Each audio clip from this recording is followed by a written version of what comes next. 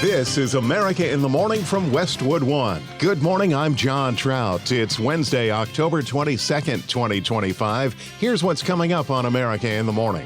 The president has a meeting surrounding the government shutdown and touts unity among the Republican Party. I'm Clayton Neville. President Trump's nominee to lead the Office of Special Counsel has withdrawn his nomination after the GOP yanked their support. I'm Jeff McKay. Plans for another summit between President Trump and Russia's Vladimir Putin are now on hold. Sagar Meghani, Washington. On Wall Street, the Dow opens this morning at a new all-time high, and we'll tell you what happened to Netflix. I'm Jessica Ettinger. New York Jets owner Woody Johnson pointed to quarterback play to explain his team's 0-7 start. I'm Gethin Coolbaugh. An arrest over threats made to a member of Congress, and the search in New York for a woman who left her newborn baby in the subway. All ahead on America in the Morning. The U.S. government shutdown enters its 22nd day today, and the president is showing a united front with the Republican Party against Democrat demands. Correspondent Clayton Neville reports. President Trump held a Tuesday meeting at the White House with Senate Republicans and blasted Democrats for the government shutdown that's lasted longer than 3 weeks and is leaving some federal employees without paychecks. It's really a shame. The president said Democrats are playing political games out of spite. Chuck Schumer, who I've known for a long time, and the radical left Democrats are holding the entire federal government hostage to appease the extremists in their party. He reached across the aisle with an invitation for Democrats. Today, I'm calling on every Senate Democrat to stop the madness, to let our country get back in the greatest moment in the history of our country in terms of wealth, in terms of job creation, and in terms of investment coming in. These guys go on strike. The Senate rejected the House-passed short-term spending bill for the 11th time on Monday. Senate Majority Leader John Thune echoed the tune that Republicans are united behind their plan to reopen the government. Senate Republicans, House Republicans, and the President of the United States are all in favor of reopening the federal government. In fact, so much so that we've now all voted 11 times to reopen the federal government. Democrats, though, like House Minority Leader Hakeem Jeffries, won't accept the health care portion of the bill. Like the largest cut to Medicaid in American history, triggering the fact that all across the country, hospitals, nursing homes, and community-based health centers are closing, including in rural America. Senate Minority Leader Chuck Schumer insists that Republicans won't talk about the demands on health care. The party in power would rather suffer a shutdown and negotiate with Democrats to lower costs. House Speaker Mike Johnson says that Democrats are eating up the clock and is now suggesting that the November 21st funding deadline in the GOP bill might have to be extended if the shutdown lingers any further. I'm Clayton Neville. A man has been arrested facing federal charges of making death threats against House Minority Leader Hakeem Jeffries. Correspondent Haya Panjwani reports the threats came from a person who was pardoned for his actions during the 2021 Capitol riot. We denounce violence from anybody, anytime.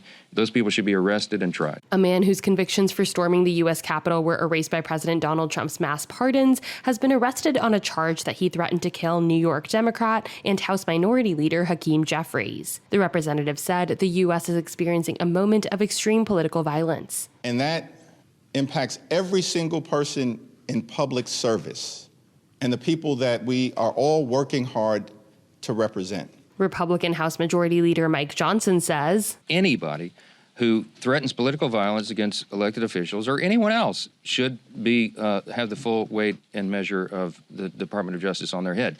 I trust that will happen. I hope it will. Christopher P. Moynihan is accused of sending a text message that read, quote, "I cannot allow this terrorist to live." Moynihan also wrote that Jeffries must be eliminated and texted, "I will kill him for the future." The violence on the left is far more prevalent than the violence on the right. Don't make me go through the list. You all know it. All of these the assassination culture that's been advanced now, this is the left in almost every case that is advancing this and not the right. So let's not make it a partisan issue. You don't want me to go there. We're just going to say anybody, any deranged individual, this has to stop. To extremists, Jeffries said, "You better watch how you talk when you talk about me. We will not be intimidated. We will continue to show up and stand up and speak up for the American people, to improve their quality of life, to address the extremism that is being unleashed on everyday Americans by this administration all across the country. We will not bend, we will not break, we will never bow down. Haya Panjwani, Washington. When we return on America in the Morning, Trump-Putin meeting on hold after these messages.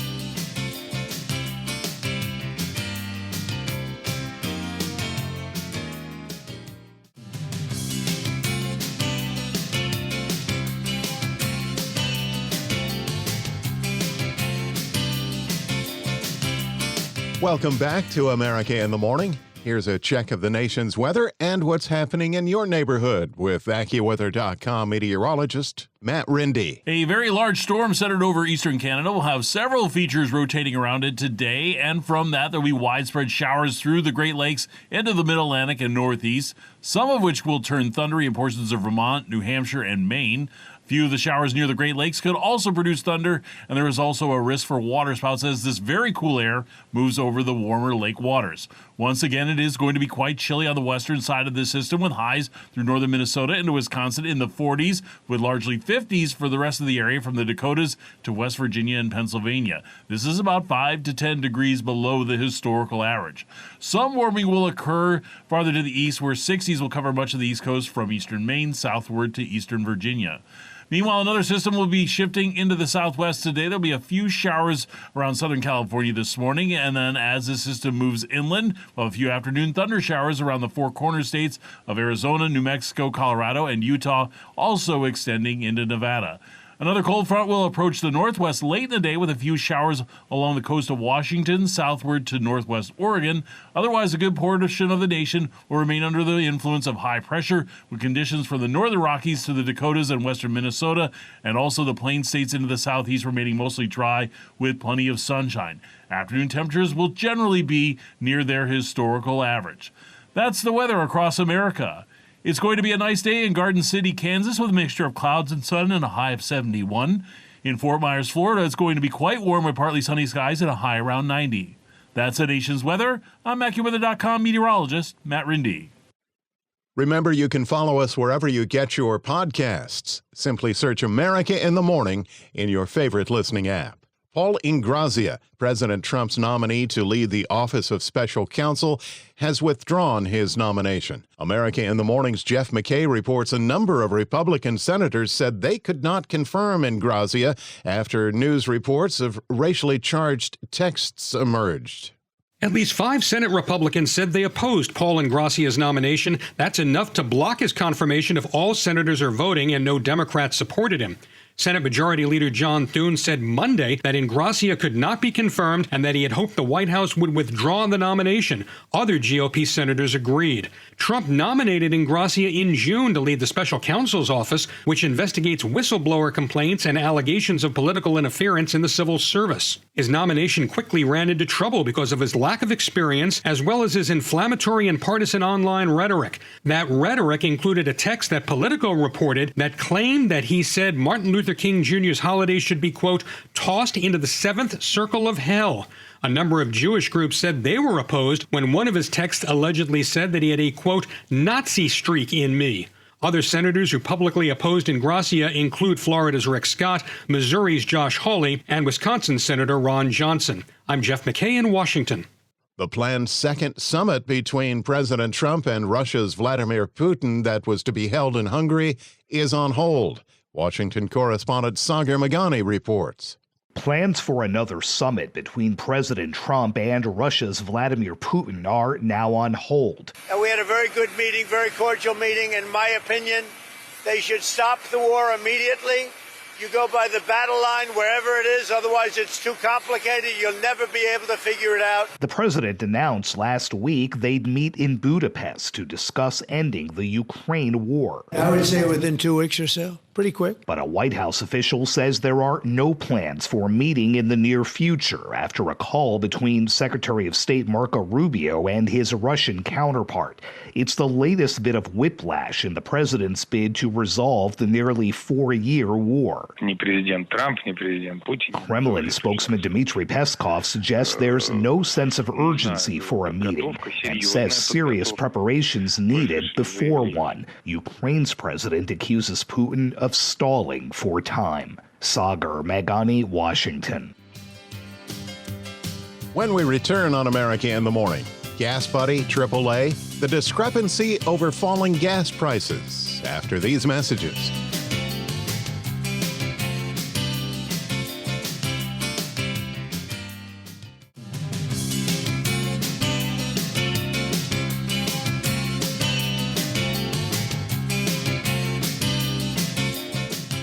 Well, how will we find Wall Street at the opening bell today? Here's CNBC's Jessica Ettinger. Wall Street opens this morning after a mixed day for stocks, but a record setter for the Dow, which closed at a fresh all-time high, very close to 47,000. Netflix shares fell initially in after-hours trading last night on disappointing quarterly revenue, all because of a tax issue. But there's some optimism over its original movie, K-pop Demon Hunters, which debuted in June, became its most popular movie of all time. Netflix can monetize that intellectual property. In fact, it has a new deal for Demon Hunter toys with Mattel. I think everybody knows that this was a very good viewing quarter for Netflix. I think the question is like how big of a franchise this could become over time. You know, sequels, other things you can do with it. That's Oppenheimer's Jason Helfstein on CNBC. Warner Brothers Discovery shares popped more than 10% yesterday. It's up for sale. Warner Brothers is putting itself up for sale, saying that it will evaluate a broad range of strategic options that obviously will include selling the entire company. It doesn't mean they're abandoning the plan to split the company. They already have in hand a bid from Paramount. But now this will become a sort of a public story, if you will. CNBC's David Faber. Gold had a tough day with some possible profit taking yesterday, a 5% pullback. That was its worst day since 2013. Silver also fell. General Motors not only beat earnings estimates for the last quarter, but GM issued a rosy forecast. After working with the White House, it says it's planning on a smaller tariff impact than previously thought. Coca-Cola with strong results in the quarter thanks to people with money. We're gaining in some of the premium segments like Fairlife or even ready-to-drink teas, which grew strongly, for example, in the U.S. The products like Fairlife, Core Power, Topo Chico, Smart Water, Diet, the ones that have a slightly higher price than average have been growing faster because they're being bought by the higher income consumers. Coca-Cola CEO James Quincy on CNBC. A little disagreement about where gas prices are right now. Gas Buddy saying the national average for a gallon of regular gas hit a 4-year low of $3 a gallon.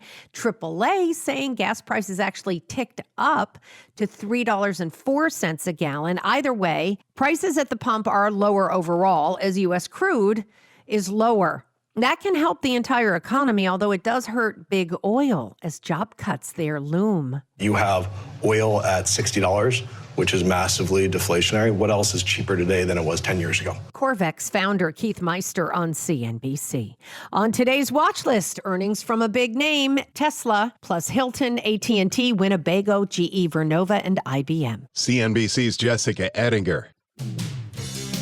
When we return on America in the Morning, the search for an abandoned baby's mother after these messages.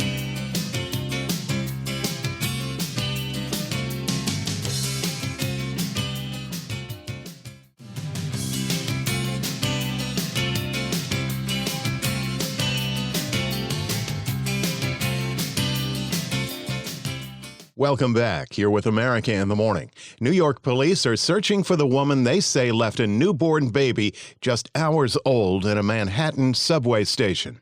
Correspondent Julie Walker reports. A newborn baby with the umbilical cord still attached was left in the busy 34th Street train station in Manhattan during Monday morning's commute. Now, police are releasing surveillance video and photos of a woman they want to speak with. She's seen carrying what could be the baby in blankets. Commuters found the infant in a passageway at the station. The baby was taken to the hospital in stable condition. Some are calling it the miracle on 34th Street, but police call it endangering the welfare of a child. New York has a law that allows a parent to relinquish a newborn up to 30 days old at a hospital or staffed police or fire station without fear of being prosecuted. Julie Walker, New York. The owner of a winless NFL team is publicly blaming the team's most important player for their dire straits. Correspondent Gethin Coolball reports. If we can just complete a pass, it would look good. New York Jets owner Woody Johnson pointed to quarterback play to explain his team's 0-7 start. It's hard when you have a quarterback with, with a rating that got. Speaking at the NFL's annual fall meeting, the 78-year-old expressed faith in Aaron Glenn and praised the first-year coach's handling of the defense. It looks like he's turning around parts of it. Johnson deferred to the staff on whether backup Tyrod Taylor or Justin Fields should start at quarterback moving forward. He has the ability, but something just is not jiving. But if you look at any head coach with a quarterback like that, you're going to see similar results. The Jets are last in passing offense and are the only team in the league not to have won a game. Johnson did not answer when asked if he regretted the decision to let Aaron Rodgers leave last offseason. I'm Gethin Coolbaugh. America in the Morning for Wednesday, October 22nd, 2025 is produced by Jeff McKay. I'm John Trout. This is Westwood One.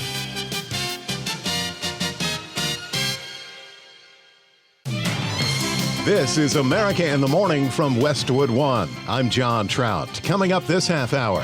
Vice President J.D. Vance says Gaza's fragile ceasefire is going better than expected. This is difficult. I'm Haya Panjwani. The Republican candidate for mayor of New York City says he will not drop out. I'm in it to win it. I'm Rich Johnson. A three-judge panel hears an appeal for pro-Hamas campus protester Mahmoud Khalil. I'm Joan Jones. An immigrant and a U.S. Marshal injured after shots were fired in downtown L.A. I'm Clayton Neville. Look out, Chrome. OpenAI is about to launch a browser. I'm tech correspondent Chuck Palm. Diddy and Trump, will he or won't he commute the sentence? I'm Kevin Carr. Back after these messages.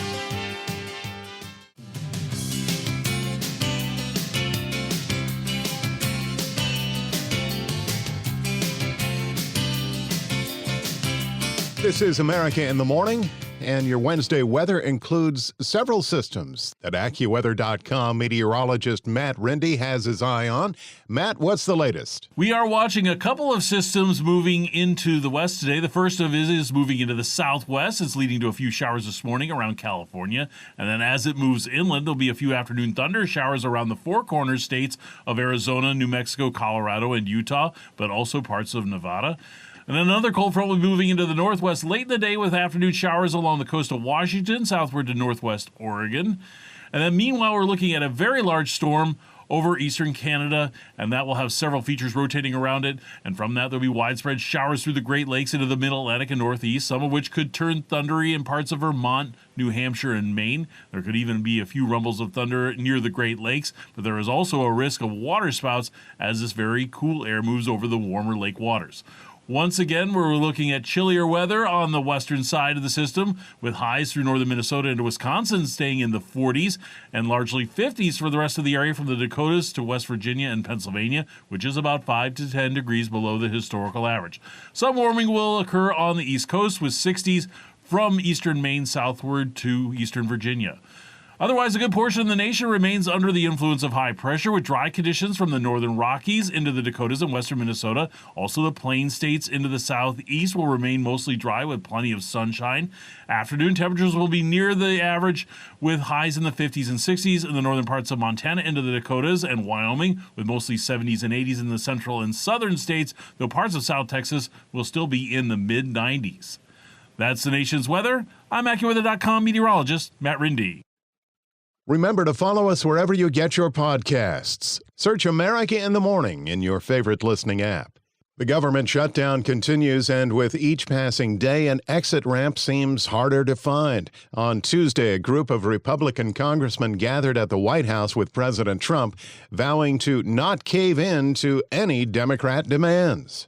President Trump has hosted Senate Republicans in a show of unity as the government shutdown drags into a fourth week. Today, I'm calling on every Senate Democrat to stop the madness, to let our country get back in the greatest moment in the history of our country in terms of wealth, in terms of job creation, and in terms of investment coming in.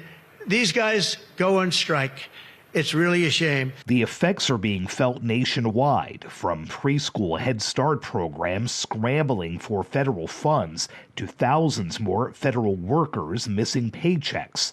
At the White House. What a friendly group this is. No Democrats are here, right? The president insists the shutdown must end, but not by caving to Democrats' demands over extending health care subsidies. From the beginning, our message has been very simple.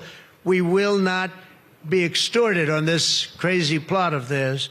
They've never done this before. Nobody has. You always vote for an extension. Hours before GOP lawmakers dined on cheeseburgers in the now paved-over Rose Garden. Republicans may not have time to fix people's health care, but apparently they got plenty of time for a mini pep rally. Top Senate Democrat Chuck Schumer later said he and House counterpart Hakeem Jeffries have asked the president to meet. Senate Republicans today will join the president to celebrate staying strong and being unified, staying strong against helping Americans who desperately need a fix to the health care crisis, staying strong to the young couple whose parents are getting kicked out of a nursing home, staying strong to people in rural America who are seeing their hospitals close. As he left the White House, I don't know what Democrats are looking for. But if they're looking for Republicans to give in to their hostage-taking, they should think again. Senate GOP leader John Thune said the time for talking is over. People keep saying, negotiate. Negotiate what? I don't know what that is right now. The government needs to open up, and then we're happy to sit down and talk about any other issue. Sagar Meghani, Washington.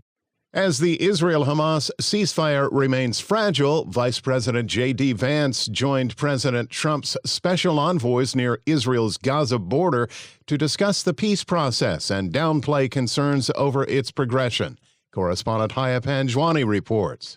My visit had nothing to do with events of the past 48 hours. We had actually tried to plan this visit, frankly, months ago, and now we thought this would be a good time to do it. During a visit to Israel, Vice President J.D. Vance says Gaza's fragile ceasefire is going better than expected. Vice President Vance and other White House envoys showed optimism over how the ceasefire is playing out in the Middle East. There are not going to be American boots on the ground in Gaza. The President of the United States has made that very clear.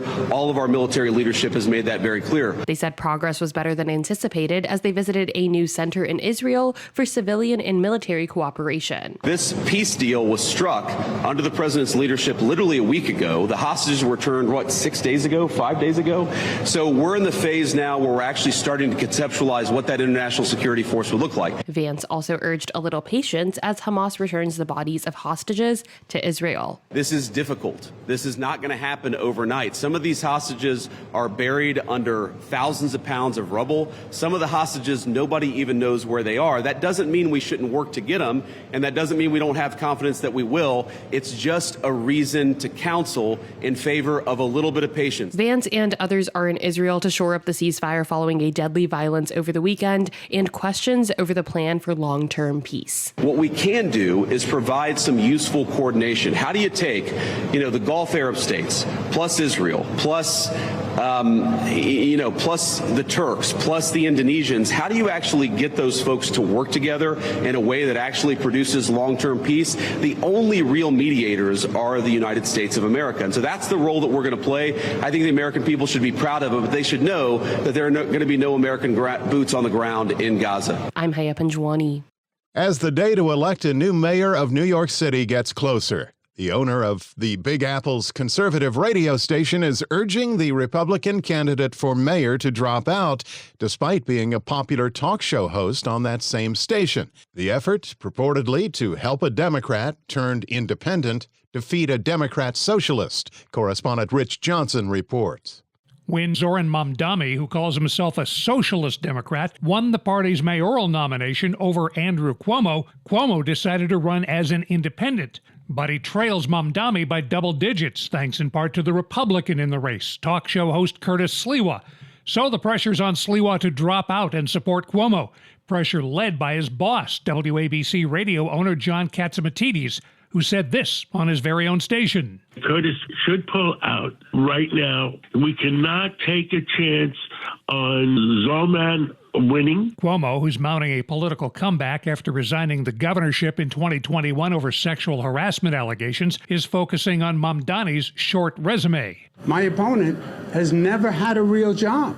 Should your first job be mayor of New York City? Mamdani did work for several community groups and is now in his third term as a member of the New York State Assembly, which pays $142,000 a year.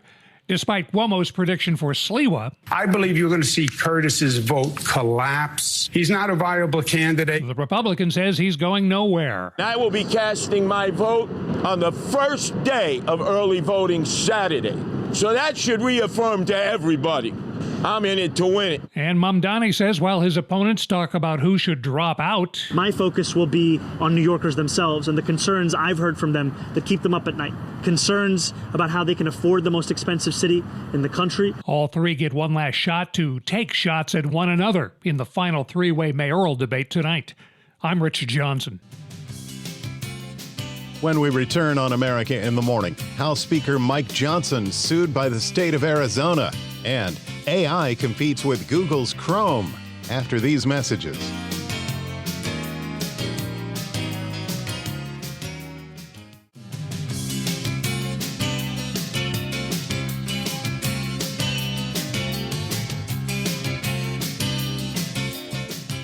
The state of Arizona is suing House Speaker Mike Johnson over what it's calling the delayed swearing-in of Representative-elect Adelita Grijalva. Grijalva, a Democrat, won a special election September 23rd to replace her father, the late Congressman Raul Grijalva. Johnson states Grijalva will be sworn into office when the House returns to its regular sessions, but it's not clear when that will be due to the government shutdown. Grijalva has vowed to vote to release the Jeffrey Epstein files and could be the deciding signature if a House-wide vote happens when Congress returns to session. America in the Morning continues. Lawyers for the Department of Justice were in court in efforts to maintain Mahmoud Khalil's detention and removal from the United States. Joan Jones has details.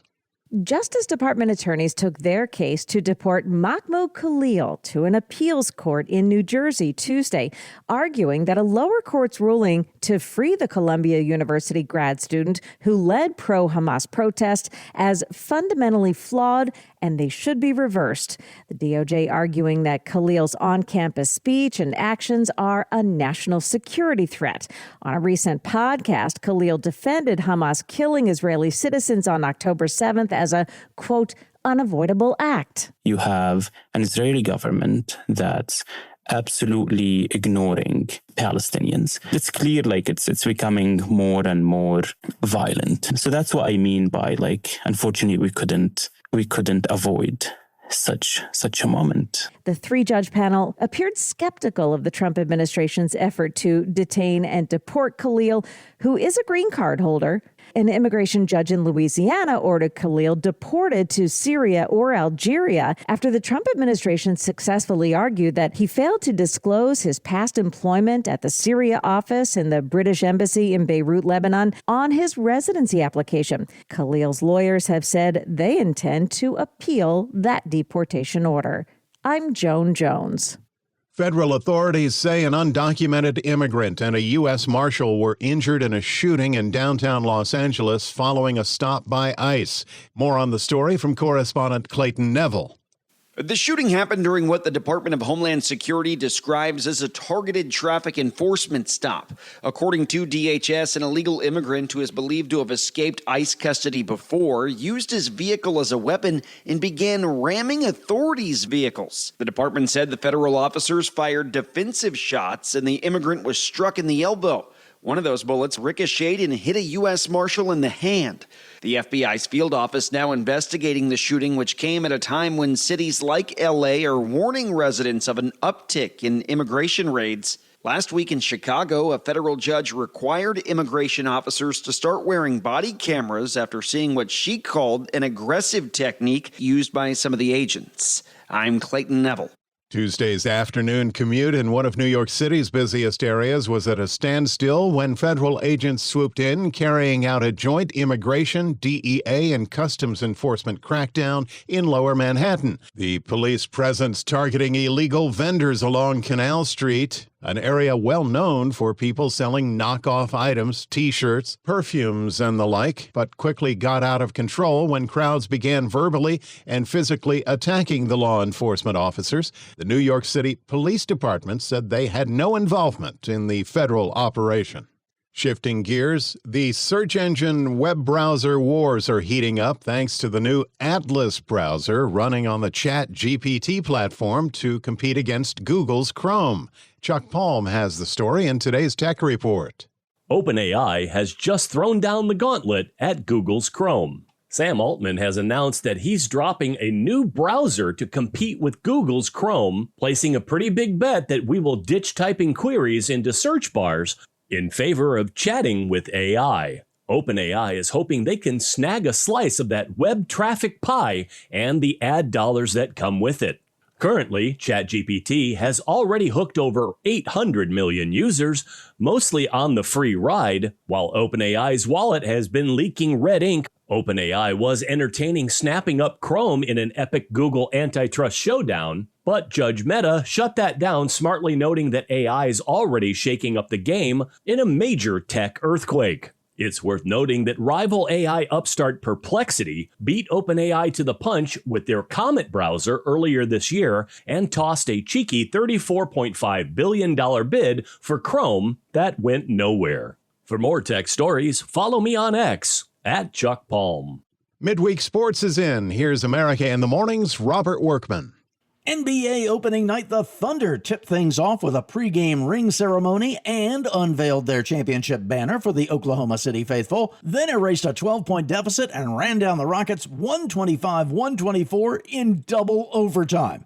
Last year's MVP and scoring champion Shai Gilgeous-Alexander only had 5 points at halftime, but he hit 2 free throws with 2 seconds left in the second overtime to give OKC the lead for good. He finished with 35 points. The Warriors whipped the Lakers 119-109 despite a 43-point lid lifter from Luka Doncic. LeBron James watched from the bench with sciatica, the first opener he's missed in his 23-year career. Jimmy Butler had 31 for Golden State, which pulled away after halftime. On the ice, the Mammoth edged the league-leading Avalanche 4-3 in overtime. The Devils raked up the Maple Leafs 5-2. Jack Hughes with a hat trick. I mean, there's games where you're going to have looks, and there's games where obviously you're not going to get much. So tonight was a night where, I was in good spots and the puck was coming to me and kind of had good looks at the net. New Jersey has won 5 straight. Islanders eluded the Sharks. San Jose has now dropped 6 in a row, still looking for its first win of the season. Panthers shaded the Bruins. Brad Marchand with 2 assists and the #1 star in his return to Boston.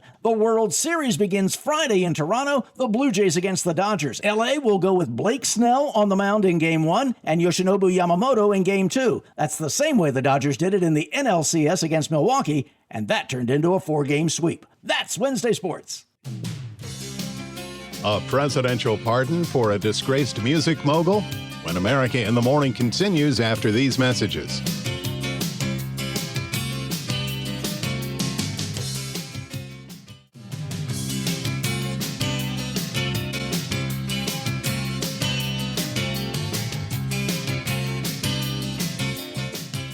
This is America in the Morning. The much-anticipated memoir from the late Virginia Giuffre detailing her life with Jeffrey Epstein has hit bookstores worldwide and includes her time at President Trump's Mar-a-Lago resort. Also outlined in the book, her interactions with Prince Andrew. Correspondent Charles de Ledesma reports it's her encounters with the member of the British royal family that's causing angst in the UK. The British royal family is once again under intense scrutiny as a memoir by one of Prince Andrew and Jeffrey Epstein's most prominent accusers hits bookstores. The memoir by Virginia Giuffre, titled Nobody's Girl, is being published posthumously 6 months after she died by suicide in April. Giuffre had for years accused Andrew of sexually abusing her when she was under 18 years old and a victim of sexual trafficking by Epstein and his former girlfriend Ghislaine Maxwell. But the publication of the book has thrown fuel on a series of new accusations against Andrew. He said on Friday he'll stop using his titles, including the Duke of York. The royal has reiterated that he denies Giuffre's claims. I'm Charles de Ledesma. Last week, ahead of the release of the book, Prince Andrew announced he was renouncing the use of his Duke of York title, and a 2022 legal settlement made between Andrew and Giuffre paid her an unspecified amount.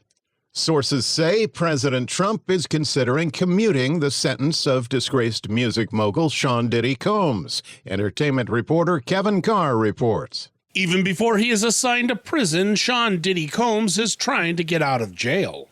On Monday, Combs' lawyers filed a motion to appeal his conviction of violating the Mann Act, for which he was sentenced to 50 months in prison. They are expected to file a full brief for the appeal in the next 4 to 6 weeks. Also on Monday, TMZ reported that a high-ranking individual in the White House said the president was considering commuting the music mogul's sentence. On Tuesday, the White House pushed back on the story, telling NBC News, quote, "There is zero truth to the TMZ report."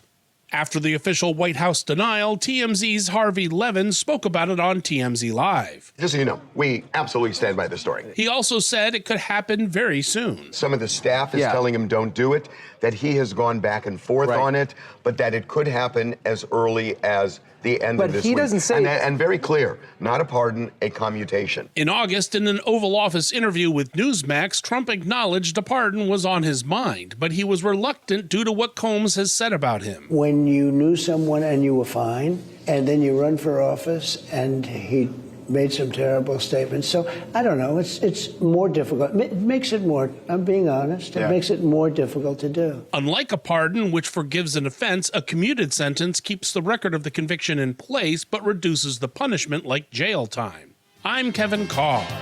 America in the Morning for Wednesday, October 22nd, 2025 is produced by Jeff McKay. I'm John Trout. This is Westwood One.